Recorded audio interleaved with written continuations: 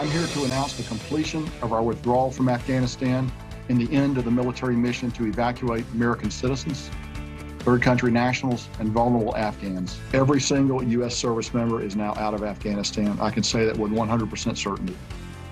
After nearly 20 years, America's war in Afghanistan is over. The final flight out of Kabul taking off just hours ago, carrying the last U.S. soldiers.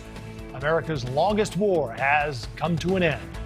Back home, more than 1 million people still without power after Hurricane Ida ravaged parts of the Gulf and now moves northeast as a tropical storm. We're live on the ground from New Orleans with updates on Ida's destruction and where the tropical storm is moving now. Marky Martin will join us momentarily.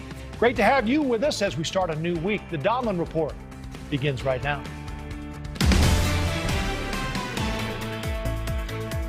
Good evening. America's longest war is over. It ended well ahead of the midnight deadline on August 31st, tomorrow in Kabul. A final plane leaving, taking off, basically 3.5 hours ago, U.S. time. There was celebratory gunfire in the streets of Kabul around the airport, which is now under Taliban control. It was not a cheap mission. The cost was 2,461 U.S. service members and civilians killed, and more than 20,000 who were injured. Sadly, that includes 13 U.S. service members who were killed last week by an ISIS-K suicide bomber. We honor their sacrifice today as we remember their heroic accomplishments. With that, the U.S. is gone. However, the Pentagon confirms tonight there are still Americans in Afghanistan, but it will not be up to the military to get them out. They also say there are up to 2,000 hardcore ISIS fighters still in Afghanistan. And while many thought the U.S. would need every minute of that deadline to get out, military leaders left much earlier than expected and without notice. Certainly a big night. We begin tonight with Scott Mann, retired Afghanistan War Green Beret, and Jason Redmond, retired Navy SEAL. Gentlemen, it's great to have you both. You're both Afghanistan veterans. Scott, let me start with you. You've been on the broadcast with us several times. You heard the general today say we're gone. Were you as surprised as many of us were that it happened so quickly? I wasn't terribly surprised. I mean, the airfield had really been shut down for several days, really, and I mean, it was pretty clear that they were planning to retrograde, and we had already started to focus on, long-term recovery anyway, and had moved kind of beyond the airfield piece. Jason, you heard the general say it's over. What went through your mind when you heard that last plane was gone? Well, like Scott said, I mean, the airfield and the U.S. government presence there had been scaling down. So for us, it wasn't a big surprise. We were a little disappointed, I think, to say the least. We still had American citizens on the ground that we were diligently working to get out. And there are thousands and thousands of Afghanistan allies, individuals that we had worked with, allies, thank you, special immigrant visa holders that we also were trying to get out. So a little frustrating to watch. Let's hear just a clip from the general today, Scott, and we'll get back to you on these Americans who are still there. Actually, we don't have it just yet, but we will get back to it in a minute. Let's get to your point, Scott, though, about your effort, because I know you've been quite involved in this effort to evacuate people. What do you do now that the door is closed and you know there are still people there? Yeah, we're just going to continue to honor the promise, and that's really what brought so many combat veterans into the fold in the first place, was honoring a promise that we made to our Afghan partners in special operations, our interpreters, to the innovative Afghans who were pioneers in democracy, all of those that our government made a promise that they would remove them from that harm's way if and when they were targeted using this SIV program. And we have to honor that. There's a kind of a moral injury that goes with that if we don't do that, and combat veterans know that better than anybody. So we're just digging in now, and we're focused on covering the gap that the government's not going to cover, and we're going to do it as a private endeavor. We have there's a 501c3 called OperationRecovery.org, and combat veterans are working to use their skills and craft to help move Afghans to safety and then on to freedom. Jason, how do you see this playing out with the Americans who are still there and the Afghan allies now that the U.S. military is gone? How does this play out at the airport? But the airport, it's over. I mean, like Scott talked about, this is going to be a long-term effort. And, you know, we've got a lot of really smart people that are making those plans. How do we try and get these people out? How do we continue to communicate with them? How do we continue to develop our own internal networks to make this happen? I mean, this is the long game. And, you know, the reality of it is, you know, for the American people out there, you know, you really have to ask yourself, what does it mean to be an American? I mean, as an American, we honor our pledge, we honor our promise, and we made a promise. We told these people we were going to get them out.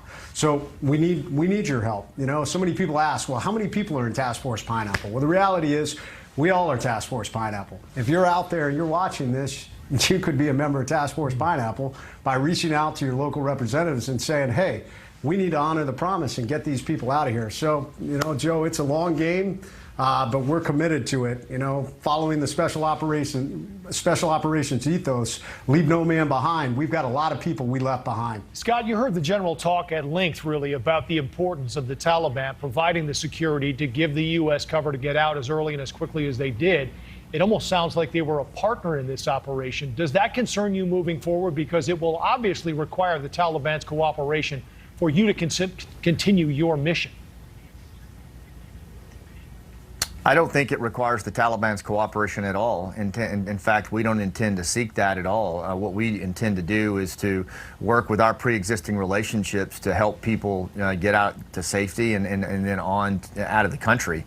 We were able to do that when the Taliban had the city locked down, and we're going to continue to do that. What I would suggest is what Paul Wolfowitz and Bing West suggested in the Wall Street Journal 2 days ago, which is keep the Pineapple Express rolling by President Biden issuing a finding to Congress for special activities, clandestine activities to take place in Afghanistan, so that the network that took us 20 years to build and the relationships and the trust can continue to be leveraged to get these folks out. How do and you get that's them out, a pretty Scott? easy thing to do. Say again? How do you get them out? We've already gotten some out, and we're going to continue to get more out. You know, relationships and connections are amazing things. You don't always have to be on the ground to make things happen. But I'm talking about by air. Are you talking about flying people in and out of Kabul? Well, I don't want to get into the logistics and the craft of it because that puts people at risk. But I will just say that people have been moving things through the Silk Road for years and years and years, and there's all kinds of ways to move people and things. And you know, that's always been a big part of Afghanistan, or the networks and the tribes and the communities that move people and move things. And you know, we've been able to, in fact, help reunite, or we're close to reuniting, an Afghan special operations soldier with his family who just gave birth shortly after they were separated. And we moved him this way, and we're going to move more. Jason, the other thing the general talked a lot about is the equipment left behind. He said, I believe there were 73 aircraft, there were Humvees that had been demilitarized. What does that mean? Joe, I don't know. I know that there was footage of the Taliban trying to fly some of the helicopters. I know that there was a lot of weapons that had been left behind. I know that on the special operations front, that if there was equipment that had to be left behind, we typically blew it in place so that it would never be operational again. So I'm not on the ground. I can't speak for what level of equipment was left there. I mean, there's a lot of decisions that I don't fully understand. But at the end of the day, you know, I'm not going to point fingers right now. You know, there can be a time for that. Obviously, the American people can do that. But right now, it's not a matter of left or right. It's a matter of we still have people there, and we still need to have mechanisms in place to get them out. And like Scott talked about, if we can have the support of the U.S. government and others to help us facilitate these mechanisms to get people out, that's what it's about. And that's how we honor that promise. I certainly respect that, Jason, but I'd like to get both of you to at least reflect a little bit. Scott, does this, I guess, clean and quick exit erase in any way the criticism that has come with this operation, in your opinion? No, it doesn't. I mean, I think we all need to have ownership if we had anything to do with Afghanistan and where things didn't go well. And this did not go well. and, you know, for a whole host of reasons. And our leaders need to own that, you know, and this isn't, again, like Jason's exactly right. This isn't the time to assign blame, but we don't need to be doing any end zone dances right now about all troops being out of Afghanistan. What we need to do is recognize that hundreds of American citizens are still on the ground, and thousands of Afghan civilians are at high risk, and the Taliban are going to hunt them. And we made a promise that we would get them out of there, and we need to honor that promise. And, you know, OperationRecovery.org is exactly what we're going to do in that regard. You both have work still to do there in country, but since you both served there, let me ask you just both to look back now on 20 years later. It's over. What does that mean to you, Jason, militarily? You know, militarily, it's troubling. Obviously, I spent time there. I lost friends in Afghanistan. You know, what you want to know, I think any military member wants to know that the cause that they fought and sacrificed for has a positive outcome. And for 20 years, we fought alongside so many of the Afghanis. Many of them fought with us. And you want to know that you left a better place than you went there in the beginning. And right now, that's hard to see, because when we got there, the Taliban was in power. And 20 years later, the Taliban is back in power. So once again, there are things that I scratch my head over, but we are just committed, you know, especially with Task Force Pineapple, to help these individuals get out. And that's our focus, and that's what I'm thinking about right now. And I feel like as a veteran, especially as a special operations veteran, that's what we owe these people. Scott, you're looking forward, I know, but can you look back at all just yet, or do you have still too much work to do? You know, it's hard. Sometimes, Joe, it's hard not to look back and think about my brothers and sisters who fell, and those that were grievously wounded, and those that carry the invisible scars. And you know, it's hard to keep from doing that. But what I'm trying to focus on right now is looking forward and to recovering the people that we made a promise to and honoring that promise. But I will say this: I would be cautious to count the Afghan people out too quickly. I keep hearing a lot of this casual talk about what was it all for. I can tell you right now, there were 20 years of living in that country that if you look at the way folks were hanging onto the wheels of aircraft and standing in line of Taliban checkpoints while their children were beaten so that they could get a shot at a hole in the wall that we helped them move to get a flight out of there, that should tell the American people something, and it should tell our veterans something, that for 20 years there was a way of life that still burns in them, and I would be very cautious about counting that out. Well, it's a great way to wrap us up tonight. Scott, man, it's been great to have you with us, retired Army Green Beret. Jason Redmond, first time for us to see you. We appreciate your time as well, retired Navy SEAL. Gentlemen, thank you, and I know you do have a lot of work still to do. Let's stay in touch and see how that goes. Yes, sir. Thank you, John. OperationRecovery.org. All right. We are tracking Tropical Storm Ida with more than 1 million still without power. How long until the lights come back on and we continue our exclusive look at CTE and the NFL? Rich McHugh spoke with Chicago Bears Super Bowl winning quarterback Jim McMahon on his battle with depression and memory loss. Started having these bad thoughts and really bad headaches. I'd be laying in a dark room for weeks at a time. How old were you at the time? I was probably just over 50. It's not a good feeling. You know, when your brain starts messing with you, you don't know what to do. That's ahead. And don't forget, you can follow us on social media at the Donlon Report on Twitter. We already know there's been at least one confirmed death, and that number is likely to grow. And we've got 1 million people in Louisiana without power. That was President Biden speaking this afternoon about the destruction Ida left behind after passing through Louisiana yesterday as a Category 4 hurricane, leaving more than 1 million in the state without power. Joining me now for more, NewsNation's Marky Martin. Marky, I have to admit, 24 hours ago, I was a little worried about you standing out in the middle of that thing. A day later, how does it look tonight?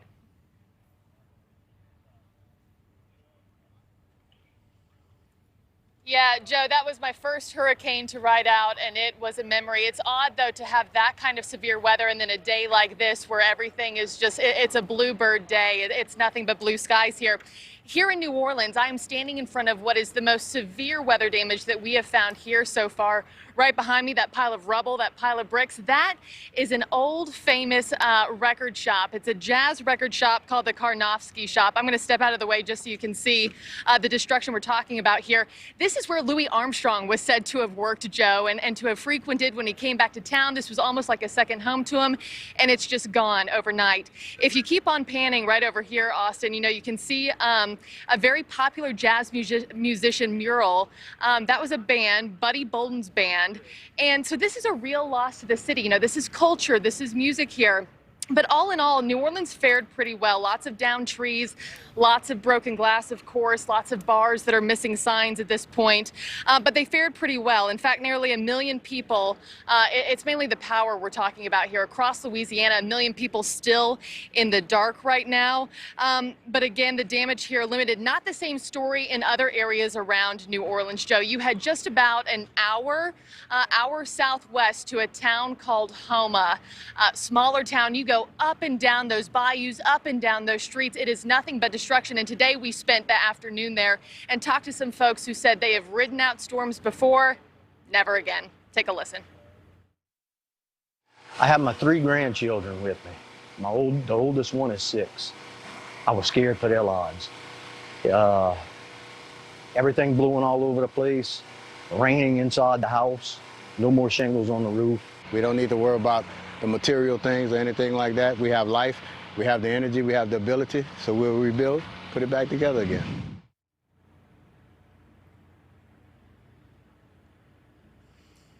Yeah, the resiliency is just amazing here, Joe. Louisianans know how to rebuild once again, but it's currently, to see the devastation here was so sad and it's so widespread. In fact, there are a lot of places we couldn't even gain access to today because those rescue crews are already at work. We saw some rescues taking place, and Joe, it's a long road ahead for Louisianans here. Yeah, it sure sounds like it. Marky Martin, live for us tonight in NOLA. Thank you very much for the update, Marky. Good to see you. Joining me now, Guy McInnis, St. Bernard Parish president. Guy, it's good to have you. I don't know, I'm sure went to sleep last night, if you slept at all, wondering what you'd wake up to this morning. What did you wake up to? I'll tell you, outside of our protection system here in St. Bernard Parish, we have a $14 billion levee protection system that they put in after Katrina. That worked flawlessly, but our commercial fishing industry and our residents that live outside of the levee protection, it was devastated with this relentless storm that would not leave our area. So we worked all day today preparing to do the debris cleanup in that section. We have a lot of down power lines, as you can see, and down power poles. So we're asking our citizens to wait a day or so before they come in. If they have to come in, they can. We cleared all of the major thoroughfares today, so we have an awesome responsibility to get our citizens back up and going to school, to work, and to get our community back, and we will. Did you have rescue calls overnight, Guy? We had a few. Our firefighters and sheriff's deputies went on a tornado call. Portion of a roof came off of a home. The family refused to be brought to a shelter, so they were okay. And we had a couple of incidents overnight where we had some people trapped in the house, and it wound up being that they were trying to break in and steal something. So, our citizens through this have listened to the advice. They have evacuated. Our streets were basically empty. Now they're coming back, but it's going to be hot for a while. The main issue here in St. Bernard Parish and our region really is getting the power back on. How long will that take, Guy? We have a bunch of estimates. They don't want to tell you anything because you're going to have to, live up to it, right? But we're thinking about 3 weeks.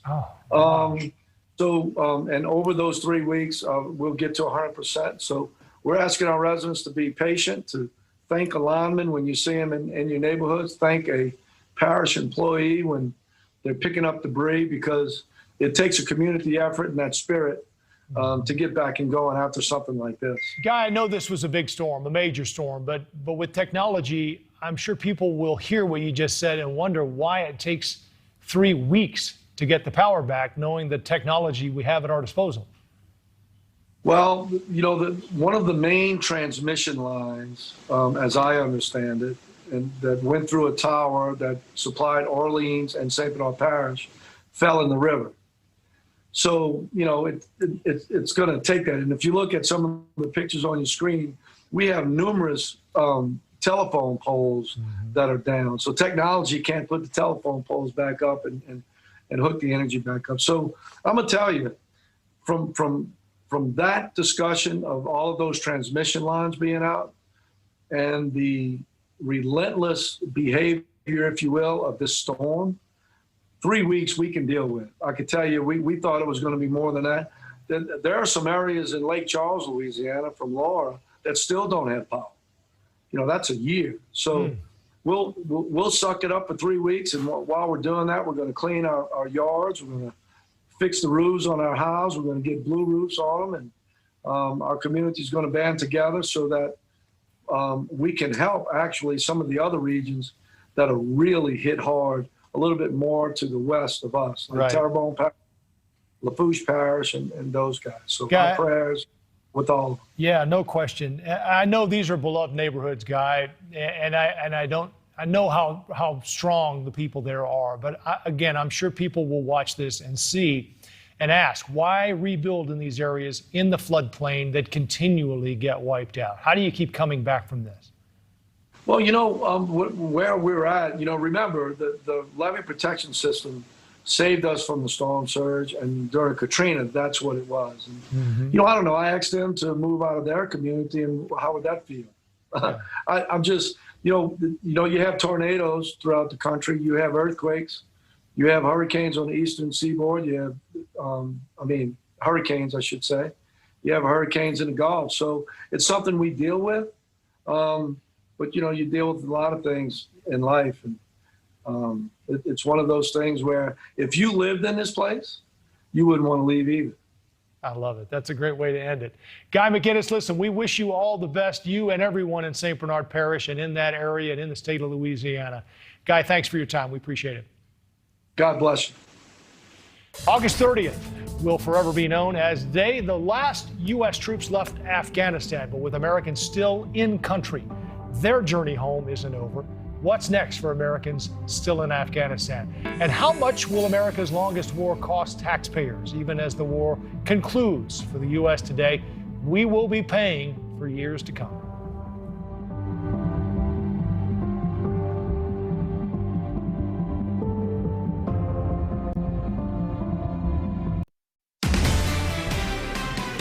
As of today, we've suspended our diplomatic presence in Kabul and transferred our operations to Doha, Qatar, which will soon be formally notified to Congress.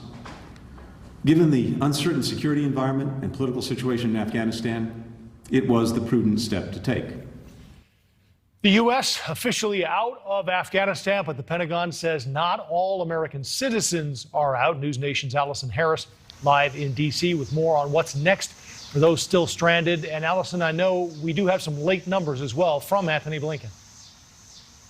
We do, and these are the first numbers that we have received on how many Americans remain as of today. The Secretary of State says it is less than 200 Americans who are still in Afghanistan who want to leave, and he says it is closer to 100. We don't have a hard figure. He says that number is constantly changing, and it's difficult to keep track of, as there are Americans, Afghan Americans, U.S. citizens who are unsure still whether they want to stay or want to leave. But he says closer to 100 who do want to get out of the country. He says the State Department will continue working relentlessly to get them out as the U.S.'s diplomatic presence is moving from Afghanistan now out of Afghanistan and to Doha, Qatar. But the Secretary of State was explaining there are people who have families in Afghanistan who are Americans who still don't know whether they should stay or they should go. And that's why it's been difficult to get an exact figure, an exact manifest of how many names of Americans want to leave. It's been interesting today. General McKenzie said almost in the same breath as he said that the U.S. is out of Afghanistan, that America's longest war is over. He also said this is the sequel, that we have shifted from the evacuation effort now to this rescue mission to continue getting Americans and Afghan allies out. The Secretary of State also said that the UN Security Council passed a resolution today to hold the Taliban accountable for safe passage for those Americans to be able to get out. Over the weekend, you had the U.S. Sign on to an agreement with over 100 countries, more than half the world's countries, to hold the Taliban accountable, to allow for the safe passage of Americans and allies. But we'll see what the Taliban does if they allow for that. Yeah, the general made it clear as well, Allison, that this has shifted, to your point, from a military operation to a diplomatic operation. Absolutely. And you heard the Secretary of State didn't go into this very much, but he talked kind of loosely about some flights continuing. I think that these would maybe be commercial flights to allow for some of these Americans out. But the key is going to be those Americans and Afghan allies, those special immigrant visa holders, being able to safely get to the airport past Taliban rule now to be able to get out. It's been the issue all along, and we saw that was a dangerous mission while U.S. troops were on the ground. Now that they're gone, the president, the Secretary of State continue to say that this effort will be ongoing, that this commitment is unwavering. We will see what the Taliban allows for. We will indeed. Allison Harris, thank you live for us tonight at the White House. For more on this now, we want to welcome in someone who is actively working to get people out of Afghanistan himself, former Kansas Governor Sam Brownback. Governor, it's good to have you with us. The door is closed, as you just heard late this afternoon. What do you do now? Well, you keep working at it. It's a porous country. There's lots of openings along the borders.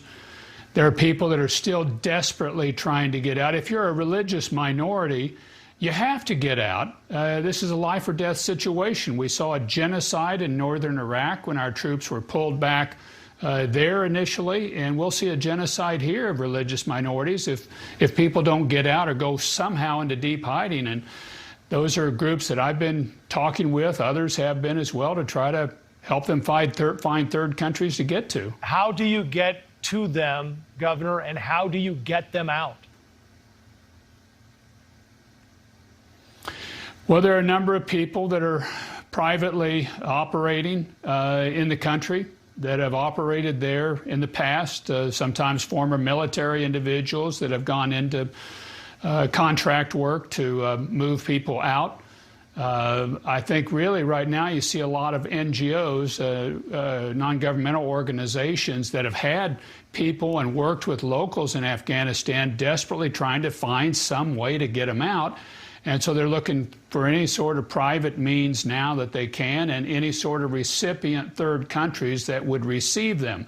I think the key piece, frankly, right now is getting third countries that'd be willing to receive them. That's the big piece. How does that work, Governor? I mean, I guess I'm envisioning planes landing at Kabul and taking them out. Is it more covert than that? There are other places they can land in the country. There are people that have operated in that region for some period of time that have been individual contractors or have past military experience. That they're working with different individuals, and people are desperate. I mean, they know if they stay there, if the Taliban doesn't get them, ISIS or somebody else will, that this is a desperate situation. And so you got groups like the Digital Dunkirk that's working, or a lot of different ones that are trying to get people out of the country and having some success getting that done. Well, it's been fascinating to watch all of these covert operations and all these private groups who are working so hard behind the scenes trying to get people out. Former Governor Sam Brownback, thank you for your time. Good luck to you. Thank you. Now that the war is over, we're going to look at exactly how much it costs. According to Brown University, the U.S. has spent $2.26 trillion on the war, which is more than $300 million a day over the past 20 years, and we're not finished paying for it by a long shot. Researchers estimate that by 2050, interest payments could total $6.5 trillion. That's just the interest. Grover Norquist of Americans for Tax Returns joins us now. Grover, I'm not sure I'll be here in 2050 to worry about paying for this, but how in the world do we pay for it, and who pays for it?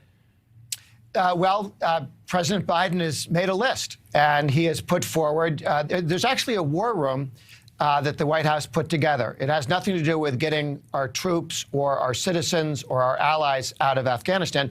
It's to pass the tax increase to pay for all the new spending, but also the old spending that Biden has put forward.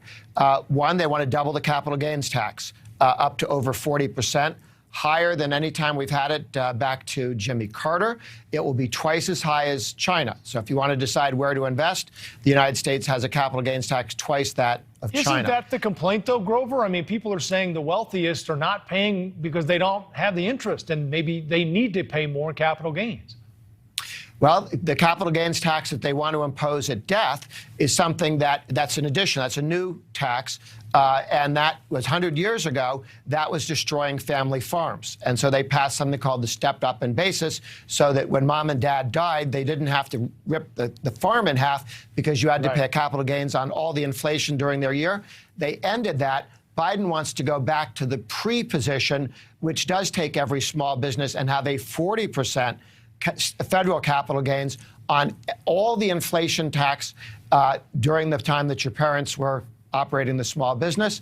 They also want to take the corporate rate back up higher than China's, as well as higher than Europe. Right. And this is not just rich people. There are 2 million small businesses that will be hit. Some people who pay their taxes through the personal income tax system, some through the corporate income tax. But 2 million small businesses will see their taxes go up. At 28%, though, Grover, it's still less than it was in 2017 when President Trump lowered it from 35. I guess, look, no one wants to pay higher taxes, but how do we pay for all of this, Grover? Well, you can pay for they're talking about $3.5 trillion in new spending in this bill, and it's actually $5.5 trillion if you take it out 10 years, and a lot more if you take it out into the future. But it's at least $3.5 trillion to start with. You could start by pulling that back a bit. There are a number of Democrats who think that's a bridge too far. It's too high. It's too much. Each of these tax increases slows economic growth. All of this makes it less competitive with the rest of with Europe or with China.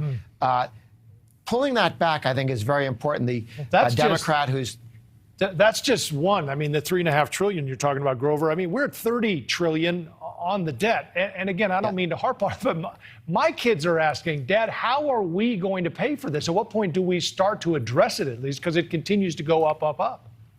Tell them this is because they haven't been cleaning up their rooms or helping with the yard. And so this is what's going to happen as a result.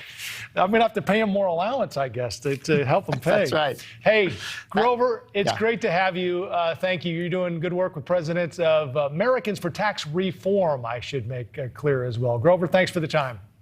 Thank you. We continue our look at CTE in the NFL. Our Rich McHugh spoke with Chicago Bears Super Bowl winning quarterback Jim McMahon on his battle with depression and memory loss. Started having these bad thoughts and really bad headaches. I'd be laying in a dark room for weeks at a time. How old were you at the time? I was probably just over 50. It's not a good feeling. You know, when your brain starts messing with you, you don't know what to do. Where we need.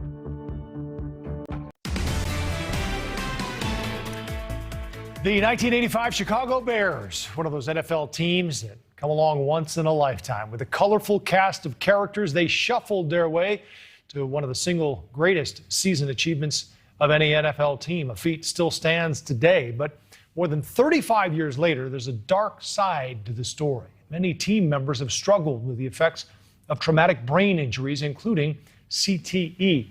In part 5 of our exclusive investigation, NewsNation's Rich McHugh spoke with Super Bowl winning quarterback Jim McMahon, and he opened up about his own battle with a degenerative brain disease and the effects it's had on other team members as well. Is your name Jim McMahon? Yes.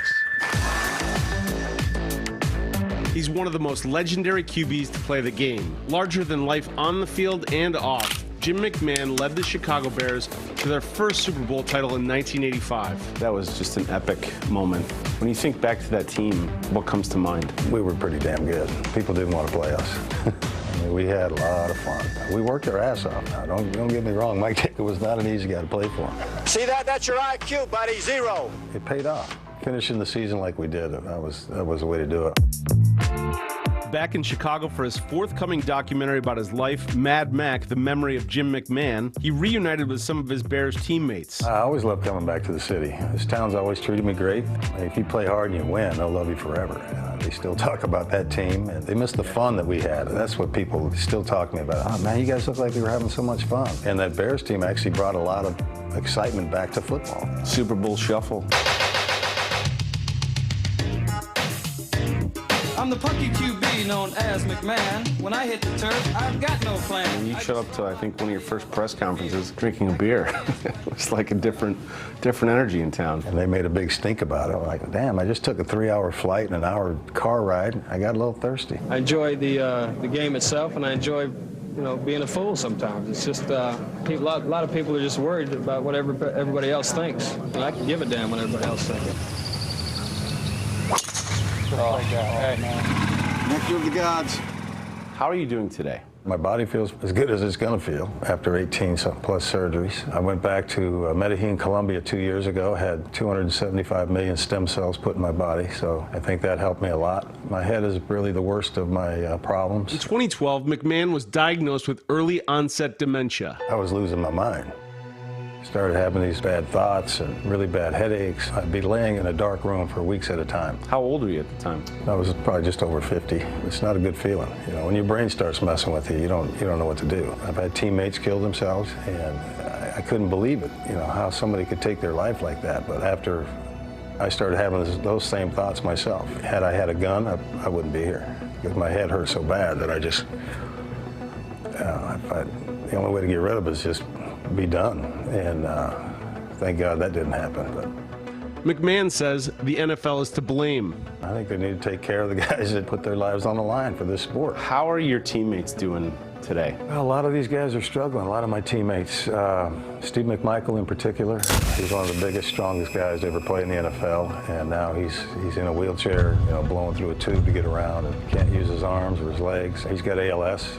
A groundbreaking study at Boston University found CTE, a progressive degenerative brain disease found in people with a history of repeated head trauma, in the brains of 99%, 110 out of 111 brains of former NFL players. I know I have CTE. McMahon says he played through at least 5 concussions. I mean, the way you played, you went at people. You were not afraid. I mean, you had to know at the time that playing football was going to be harmful to your body. Did you have any idea that it was going to have an effect on your brain? No, nobody ever mentioned the brain. I mean, everybody knows you're going to have bad knees, bad shoulders, but nobody ever mentioned the brain to anybody. The league knew how bad this game is for you. They knew what was going to happen long term to a lot of these guys, and that information wasn't told to us.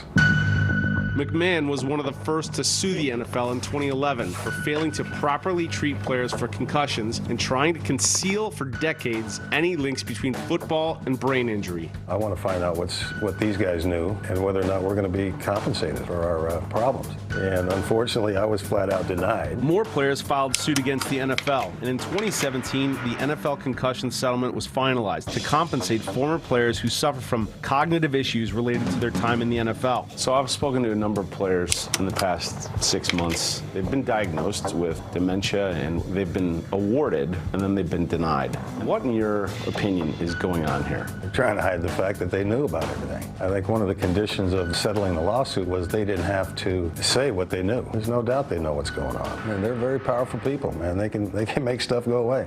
A lot of former players and current players are afraid to speak out against the NFL. You're clearly not. I've never had a problem. Why is it they're always right, It's my life, too. And I want to find out what the hell is going on with me, and at least now I know. But a lot of these guys do not, and that's still the biggest problem.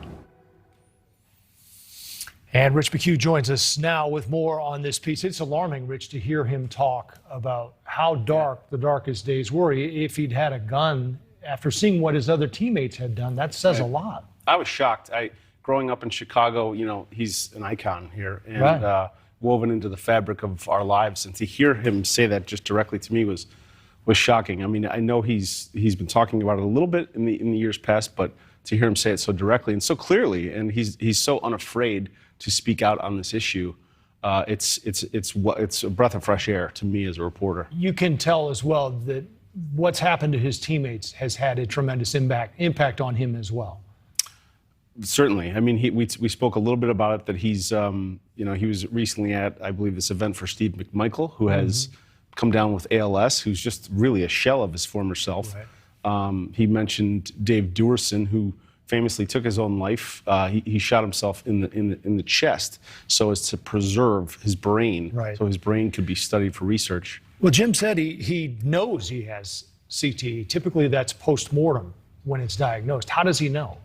Well, there's a lot of doctors now focusing on trying to diagnose CTE in people who are alive. And he believes that his doctors have told him this. But what his doctors have told him is that, because he's had a broken neck at one point in his career, the spinal fluid can't regulate properly and can't come up into his brain and then go down. And so it just sits on his brain. And that's where the CTE comes from. It just sits there and festers in clouds. So every several months, he has to go visit his doctor in New York, and they literally drain the fluid from his brain. All right, Rich McHugh, it's been a fascinating series. We appreciate it, and it's good to get the update. Thank you for having me. Well, they paid the ultimate price for the mission in Afghanistan, coming up honoring the fallen heroes and veterans of the war in Afghanistan.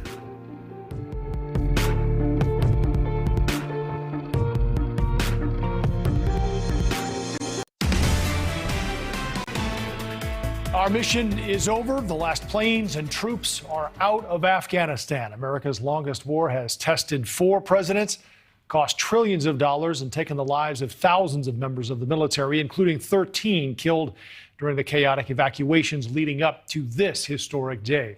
They hailed from across the country, from California to Wyoming to Tennessee. Their average age was just more than 22. And this weekend, as the U.S. wrapped up its mission, bars, restaurants, and countless other venues across the country stepped up to honor those fallen heroes, the 13 we lost in Kabul. The Atlanta Braves reserved 13 seats during this weekend's games against the Baltimore Orioles. In Hopkinsville, Kentucky, a row of seats set aside for the 13 fallen soldiers at a Travis Tritt concert.